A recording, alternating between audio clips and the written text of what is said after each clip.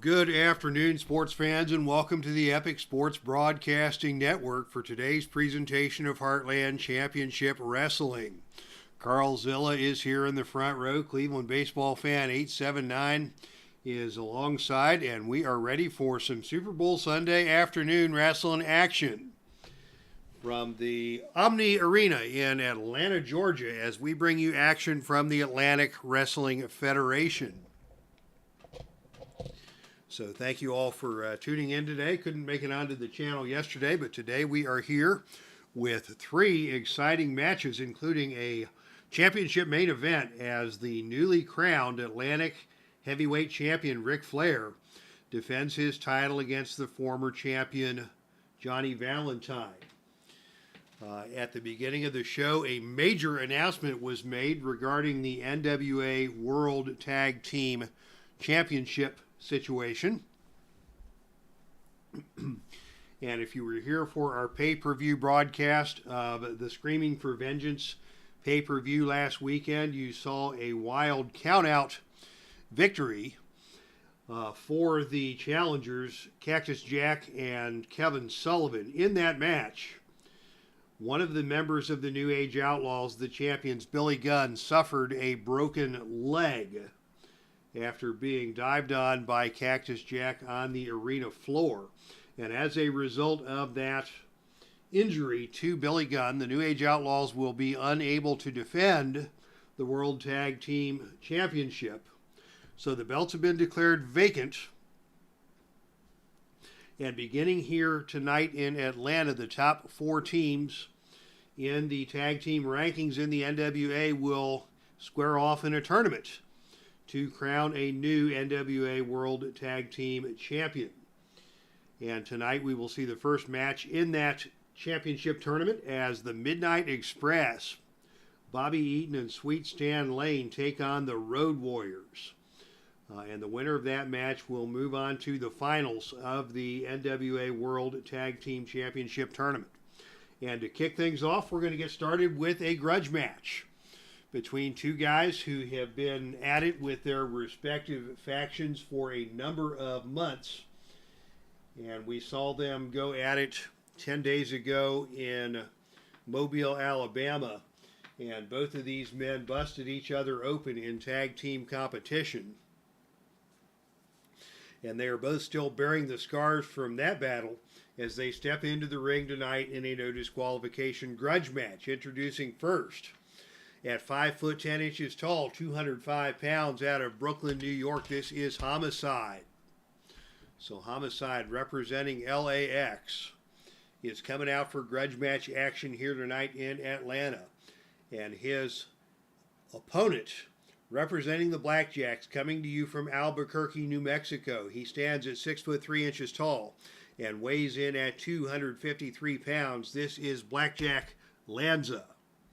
So BLACKJACK LANZA and Homicide taking center stage in a grudge match here in Atlanta after their respective teams have been at it for quite some time. And with Homicide, of course, you've always got to be on the lookout for the LAX. I don't know if you would call her a valet or a manager or a co-conspirator, what you'd call her, but her name is Janae Kai, and she can kick the stuffings out of somebody. And she may be lurking around Atlanta here tonight with evil intentions as we get things started. And as we say hello to Michael Bratta in the chat room. Thank you, Michael, for coming out for this afternoon's action as Lanza and Homicide are fixing to go at it. You can see the sticky notes on both cards indicating the injuries. Both men are wrestling injured tonight, and that will have some effect on their attributes and their performance. So we'll see how that plays out tonight. It will also have an impact if either of them gets further injured tonight. They will have to roll higher up on the injury table as a result. And now we are ready for action here in Atlanta. And the opening initiative role is won by BLACKJACK LANZA. Lanza comes in just with wild forearms, pummeling away on Homicide. Homicide backing down. Lanza has no partner to help out with any sort of double team attack here. So instead, he is going to try and grab Homicide into a side headlock and take him over to the ropes and just drag his eyes and his forehead across the top rope, trying to bust open those injured wounds from the last match. But Homicide is not going to take too kindly to that, and it is Homicide who returns fire and just shoves Blackjack Lanza into the corner and starts stomping on him. Stomp, stomp, stomp, stomp, stompity, stomp, stomp. Lanza getting back up, grabs Homicide and whips Homicide into the ropes. Off the ropes comes Homicide, and on a roll of 6, it is a big kick from Blackjack Lanza that stuns Homicide. Lanza now in control, and Lanza is just going to ram his head, the head of Homicide, into the turnbuckle. Homicide is stunned as Lanza comes in and just corners him and throws some body blows. Body blow after body blow. Homicide slumps down into the corner. And now Lanza's got him up for a Texas Brainbuster. That's a +2 finisher. The pin roll here is 3 or lower. And on a roll of 7, Homicide kicks out. And after further review is Steve Tower is with us. Nothing like a styling, flying, high-profiling main event on Super Sunday indeed. Woo! So I'm sure Steve Tower waiting for the main event when we see the Nature Boy Ric Flair. Lanza now has Homicide up, and he is going to go to the Texas Brainbuster again. The pin roll here is 4 or lower, and on a roll of 7 again, Homicide kicks out, but he is in trouble here. As Lanza keeps up the pressure with a big body slam. Body slam by Lanza delivered hard in the center of the ring. What's he going to do now? He is going to go up for a death jump. Up to the top turnbuckle. Lanza comes off and he missed the death jump. And landed hard in the center of the ring. Homicide rolls him over.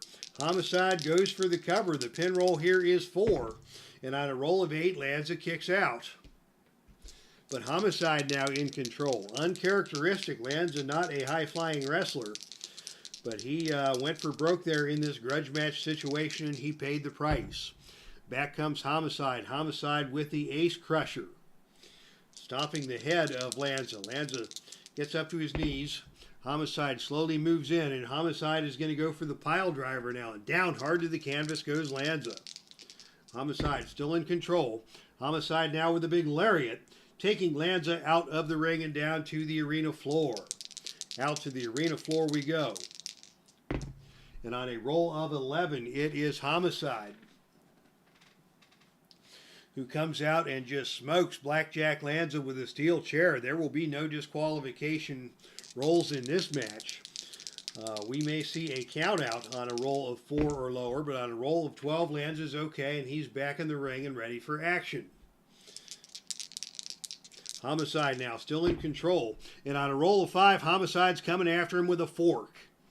Homicide pulls that fork out of his tights and starts digging away at the forehead of Lanza, breaking open that previously repaired laceration. Lanza now his face the crimson mask, and he is headed out to the arena floor once again. And this time it is going to be Lanza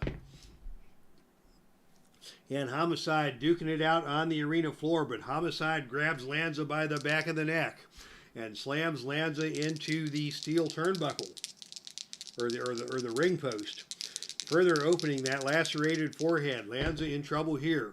Homicide again goes at him with the fork. And again, this is turning ugly here in Atlanta. As Homicide is in control, Homicide is going to go for an STF. That is a submission move, as he's going to try and put away Lanza and humiliate Lanza by forcing him to give up. He will be able to complete this this move on a roll of 9 or lower. And on a roll of 6, he's got it locked in. And Lanza is going to be submitted on a roll of 8 or lower. And on a roll of snake eyes, he got him. What a bloodbath that was, as Homicide just took out Blackjack Lanza in this grudge match.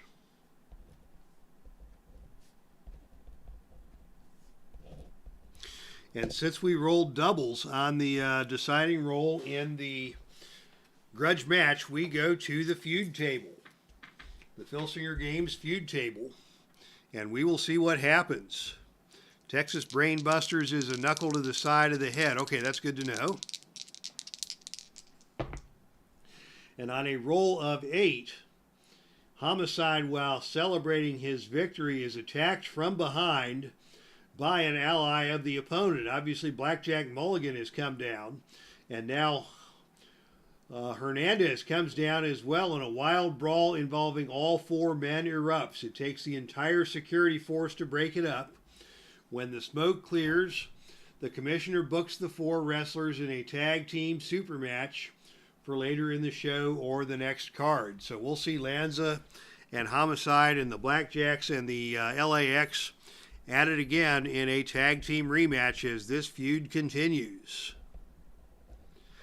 But LANZA is in bad shape here tonight. He has been busted open, and he is going to need a lot of attention from the Heartland training staff backstage to get him put back together again, as we have seen an ugly grudge match to open tonight's show. All right. That was ugly indeed. But now we have another match, and this match is part of the aforementioned tag team tournament to decide new World Tag Team Champions after the injury to Billy Gunn suffered at the Screaming for Vengeance pay-per-view. So, ladies and gentlemen, your following contest is scheduled for one fall with a 45-minute time limit. And this is a tournament matchup for the NWA World Tag Team Championship.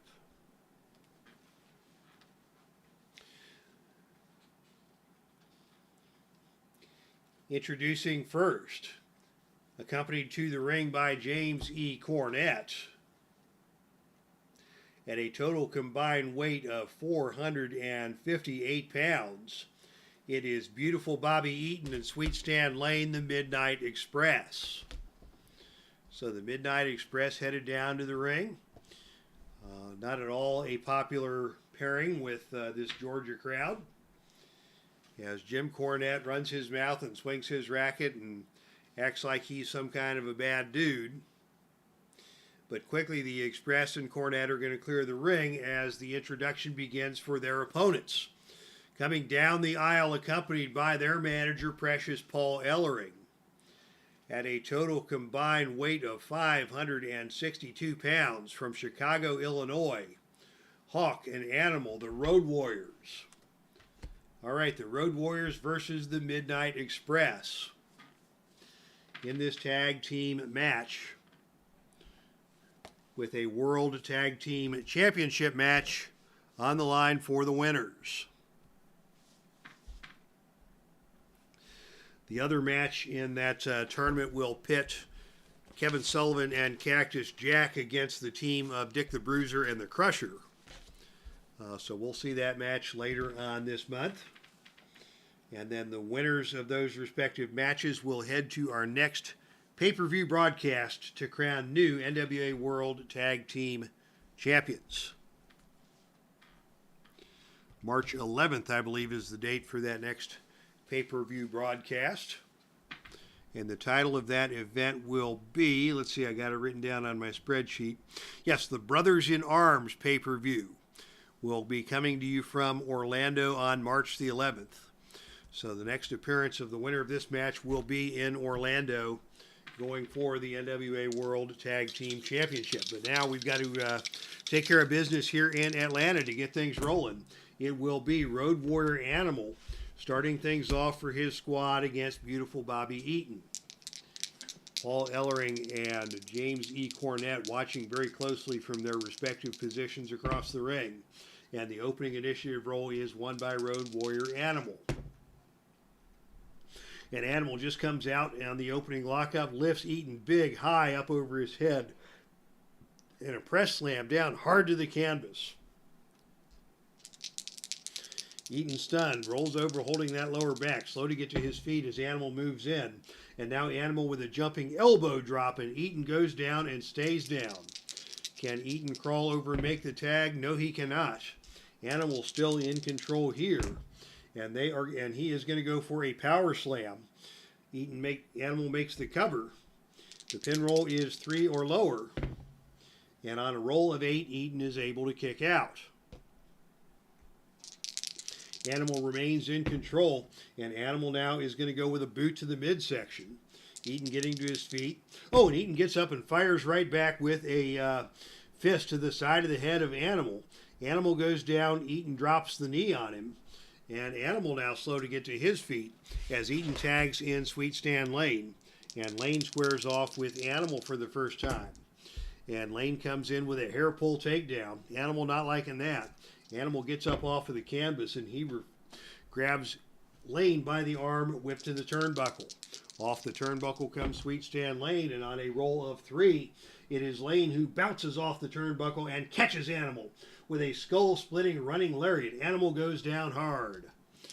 Good alert move there by Stan Lane, as Animal now is just going to roll out of the ring.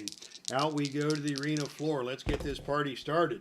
And on a roll of 3, it is Animal who grabs Lane by the leg, pulls him out under the bottom rope, and just smashes Lane across the head with an elbow smash. Animal now in control on Sweet Stan Lane. Back into the ring, Animal is going to go for the Cobra Clutch. This is a choice G maneuver, so he will need a roll of 9 or lower to accomplish the Camel Clutch. And on a roll of 8, he locks it in. And Lane is not very happy about that. Lane is going to try and get over and make the tag to Eaton, and he is able to get over and make the tag. Eaton now comes in as the fresh man in the ring. Eaton and Animal back at it again. And this time it is Eaton with another knee drop. That hurts the Animal. Eaton comes back with a whip to the ropes. Off the ropes comes Road Warrior Animal. And on a roll of 2, it is Animal who catches Eaton trying a sunset flip. And Animal folds him up and tries for the pin. The pin roll here is 4. And on a roll of 7, Eaton kicks out. But that was a close call indeed for Bobby Eaton, as Animal surprised him coming off the ropes. Animal now pitches Eaton out of the ring.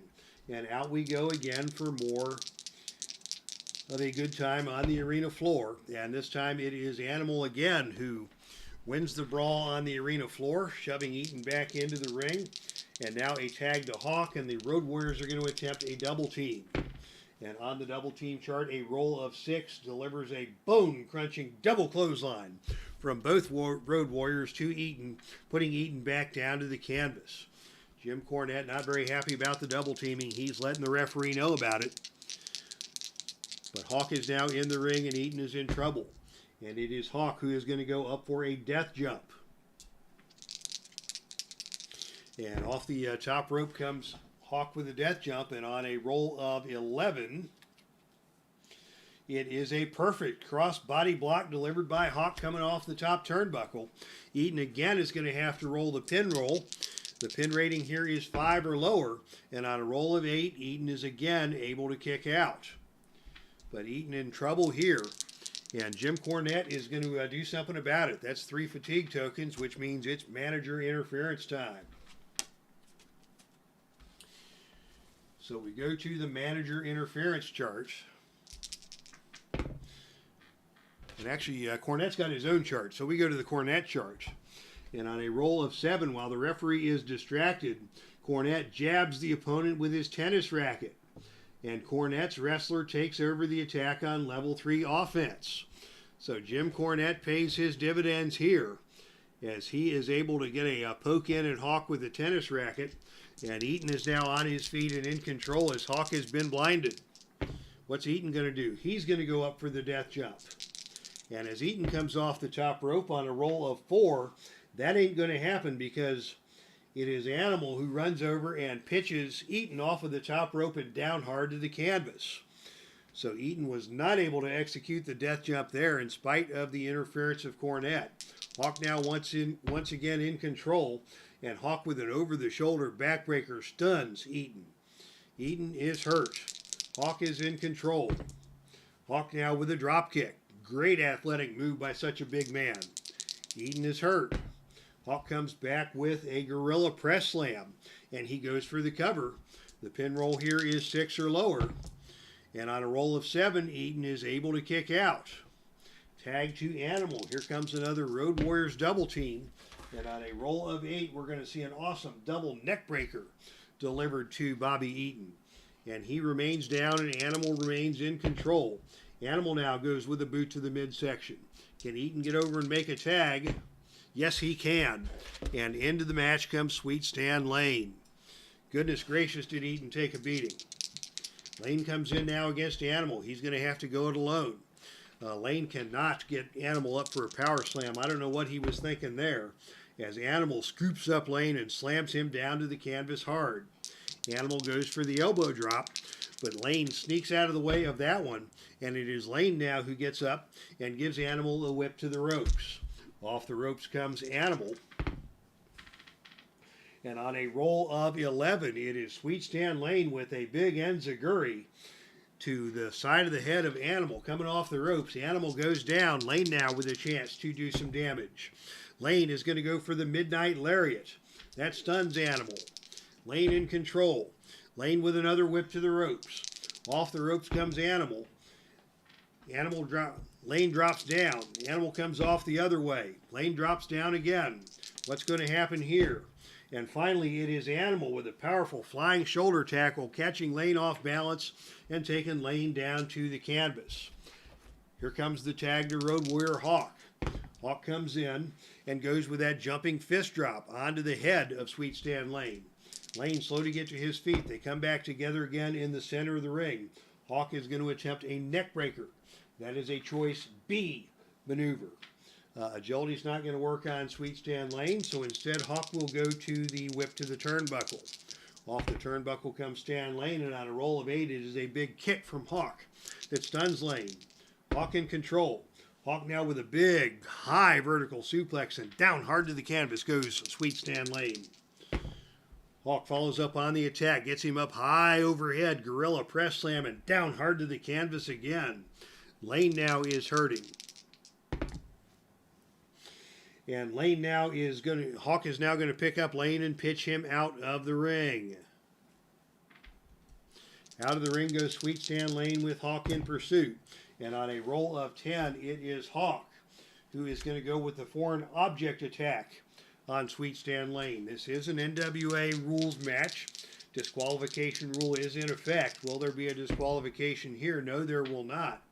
As Hawk wails away at Stan Lane with that foreign object. Back into the ring we go, Hawk in control. And now the Road Warriors are going to go for the Doomsday Device, that big flying clothesline off the shoulders of one man. It is a +4 finisher. That makes the pin roll a 7 or lower. And Stan Lane will be pinned here if Jim Cornette cannot interrupt with a distraction. And on a roll of 4, the distraction is successful.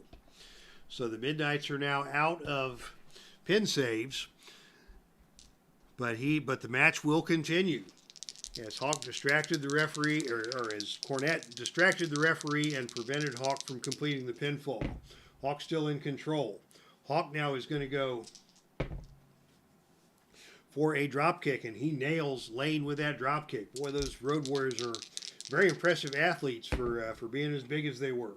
Here is another gorilla press slam delivered by Hawk. He's going to go for the cover. The pin roll here is 4 or lower, and on a roll of 7, Lane kicks out and the match continues.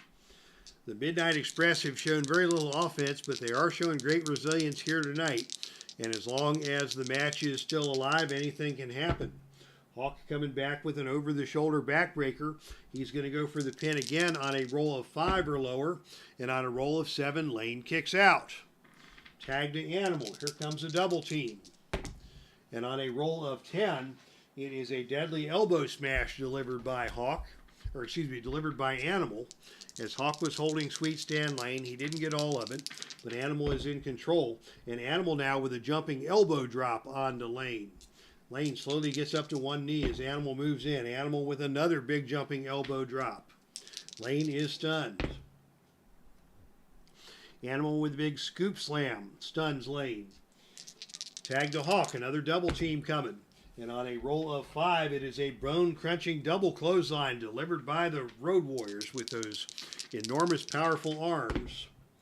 And Hawk now is in control. He goes for the gut wrench suplex and takes Lane down to the canvas, just throwing him around like a sack of potatoes. And now the Doomsday Device again. That's a +4 finisher, and can't Jim Cornette do nothing about it. The pin roll here is 10 or lower, and on a roll of 10, he got him. A dominant performance by the Road Warriors, winning this match over the Midnight Express. And the Road Warriors will move on to the finals of the NWA World Tag Team Championship Tournament. What a performance by Hawk and Animal.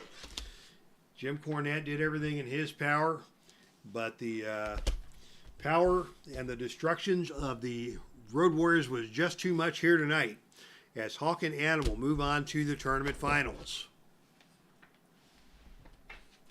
And ladies and gentlemen, that brings us to your main event of the afternoon.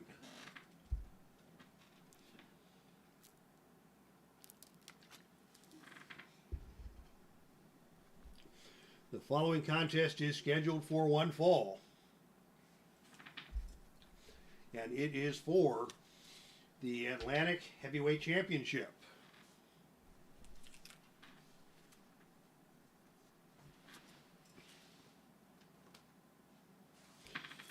Introducing first the challenger, 6'4", 255 pounds, out of Seattle, Washington. This is Johnny Valentine.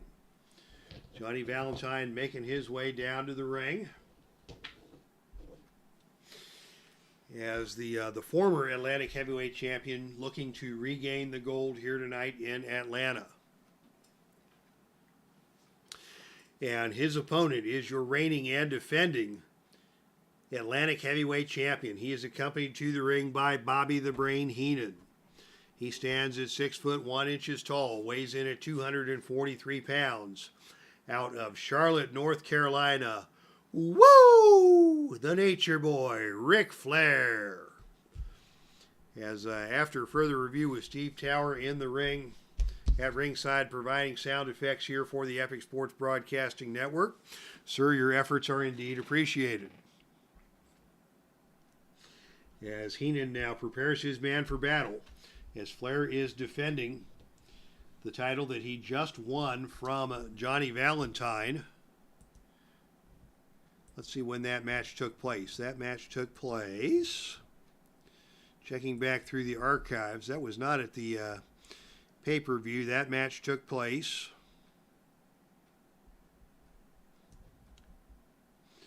back on January 14th in Birmingham, Alabama. So it's been 4 weeks ago that Flair took the title from Johnny Valentine.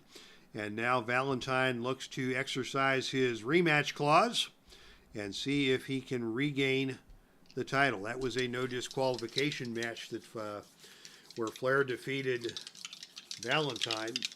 And now we will see what happens as these two hook it up once again. And the championship dice come into play. The opening initiative roll is won by Johnny Valentine. And it is Valentine who comes out with a big body slam. And he takes Flair down to the canvas hard. Valentine with the power advantage in this match.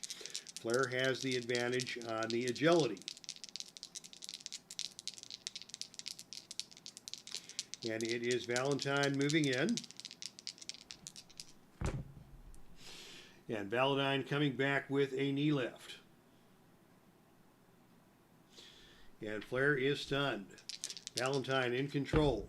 And it is Valentine now going with a whip to the turnbuckle. Off the turnbuckle comes Ric Flair. And on a roll of 8, it is Valentine with a big kick that stuns Ric Flair. And Valentine maintains control. Valentine thought about a whip to the ropes, thought better of it, and instead just picks Flair up and body slams him again down to the canvas. Bobby Heenan encouraging his man at ringside as Valentine attempts to do more damage. Valentine now with a big back suplex, just dumping Flair on the back of his head. Valentine goes for the quick cover, but immediately Flair kicks out. And already Valentine has taken control in this one, overpowering his man. Valentine moves in now, and he is going to throw Ric Flair out of the ring. On the arena floor goes the battle, and on a roll of 4, it is Flair who grabs the knee of Valentine, brings him out onto the arena floor and slams him knee first into the steel ring steps. And Valentine now is staggered. Flair is in control. And now Flair is going to go to the sleeper hold. We saw Flair use the sleeper hold move on Valentine with good success in the previous match, but now this time it is Valentine who is able to break out of the sleeper hold and shove Ric Flair to the ropes and catch him coming off with a big Death Valley driver onto the canvas, and Valentine is back in control. Valentine again pitches Flair out of the ring. And again, they're going to duke it out on the arena floor. And again, it is Valentine who wins the brawl on the arena floor this time. Coming back into the ring, it is the Atomic Skull Crusher. The Atomic Skull Crusher is a +1 finisher. The pin roll here is 3 or lower. And on a roll of 5, Flair is able to kick out. The match continues with Valentine in control, and he hits the Atomic Skull Crusher again. Now the pin roll is 4. And on a roll of 9, Flair kicks out. That gives Flair 3 tokens of fatigue, and that means it's time for the Brain to interfere. Bobby the Brain will attempt his interference, and on a roll of 5, Heenan slips a foreign object to his wrestler, who decks the opponent with it. And the opponent rolls pin. Johnny Valentine will have to roll his pin here. He has only a pin of 1, so we won't roll it. But that's going to cost Johnny a point of fatigue, and that's going to put Flair in control. Dirty tactics by Bobby the Brain have given his man the advantage. And now Flair's going to try a pin using the ropes. He'll get the pinfall here on Snake Eyes, but on a roll of 8, Valentine is able to escape. But Flair now is the dirtiest player of the game, and he is going to do his damage here. Again, trying a pin using the ropes. Now the pin roll is 3, and on a roll of 9, Valentine kicks out again. I think Flair may just be trying to frustrate Johnny Valentine. And Flair now is going for the figure 4. He's not done any damage to the knee of Valentine, so this will be a 0 finisher.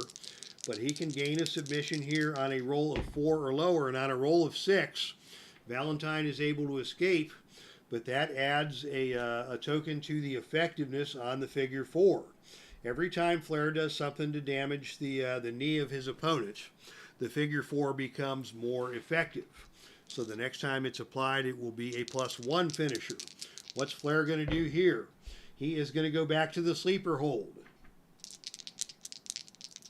That's actually a choice H maneuver, so he'll use the death jump roll. And on a roll of 4, again, the sleeper hold fails. And again, that is a reversal for Johnny Valentine.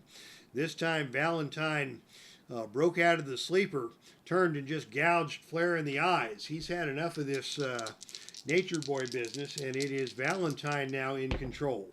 Valentine pitches Flair out of the ring. And the brawl will go out to the arena floor once again. And on a roll of 7, it is the wrestler on offense who wins the brawl, and that is Johnny Valentine as we come back into the ring.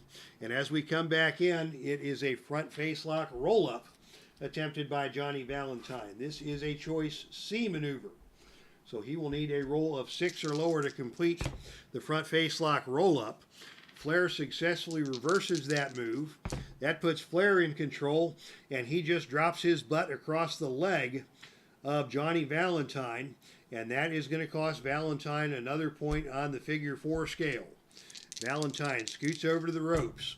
Flair moves in, but Valentine catches Flair moving in and nails him across the chest with a big forearm hammer. Out of the ring goes the Nature Boy, and now it is time for the ringside shenanigans chart. Out of the ring again chart is in play. It's going to be Ringside Mayhem. And on the Ringside Mayhem chart, the roll is 5. That is the foreign object roll. Roll a gut check for each wrestler. And the gut checks are even. Both men with a cage rating of 2. Both men with a 3 fatigue tokens. So this will be a straight up roll, and it is Ric Flair who wins the gut check roll. And Flair grabs the foreign object and just slugs Valentine with it. That is going to cost Valentine a point of fatigue, but this will potentially lead to a disqualification. And on a roll of 4, that's 1. On a roll of 5 or lower, Flair is disqualified. And no, the referee decides to let the match go on, as both these men were battling evenly over that foreign object. So Flair in control now, back in the ring. And Flair is again going to go to the out of the ring chart. And again, we go to ringside mayhem. What's it going to be this time? It is going to be the foreign object in play once again. And this time Flair again wins the gut check roll. Flair again with a foreign object shot to Valentine. Will he be disqualified? No, again, the referee decides to let the match play out, as Valentine is in big trouble here, and now Flair goes for that pin using the ropes. The pin roll here is 6 or lower, and on a roll of 8, Valentine kicks out. Boy, Valentine is fighting an uphill battle here, as Flair is using the figure 4. Flair is using the ropes to try and make the cover. Flair is using foreign objects, and now Flair with a clip to the knee of Johnny Valentine. And that is going to cost another point on the figure 4 effectiveness scale. And Valentine rolls out of the ring again. This time it's going to be the straight up out of the ring chart. And on a roll of 7, it is Flair who wins the brawl on the arena floor as the wrestler on offense. They come back into the ring and we go to the figure 4 leg lock. The figure 4 leg lock is a +3. 4 plus 6 is 10. So on a roll of 10 or lower, Valentine will be forced to give it up, and on a roll of 6, it is over. Textbook Nature Boy. Pins using the ropes. All kinds of foreign object business. Attacking the knee. And Ric Flair, via the figure 4 leg lock, has successfully retained the Atlantic Heavyweight Championship with a victory over the former champion Johnny Valentine. Disappointment for Carl Zilla, who was pulling for Valentine. But the fans here in Atlanta have seen this movie before, as the Nature Boy styling and profiling, strutting around the ring. Bobby Heenan alongside, so proud as they hand the belt back to Ric Flair, celebrating with Bobby Heenan in the ring as the show draws to a close. All right, fun show today. Ric Flair is the winner in your main event by way of the figure 4 leg lock, with assistance along the way from Bobby Heenan. It looked like Valentine had control of that match for a time until Heenan was able to reverse the momentum and put his man in the driver's seat, and Flair brought it home. I can just hear Gorilla now. A miscarriage of justice, says Steve Tower in the chat room. A miscarriage of justice indeed. So Flair is your winner. The Road Warriors, in dominant fashion, go on to an opportunity to wrestle for the NWA World Tag Team titles. And in your opening contest, it was Homicide with a brutal victory in a no disqualification grudge match over one Blackjack Lanza. All right, thank you to everybody who came out today. After further review with Steve Tower, Carl Zilla, Michael Braddock, Cleveland Baseball Fan 879. A good time was had by all here in the Dave Cave, brought to you by the Epic Sports Broadcasting Network.